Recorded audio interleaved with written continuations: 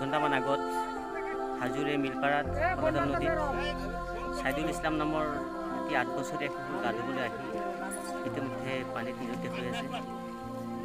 স্থানীয় ৰাইজে ইতিমধ্যে উদ্ধাৰ অভিযান আৰম্ভ কৰিছে। যদিও SDRF জনোৱা হৈছে আৰু SDRF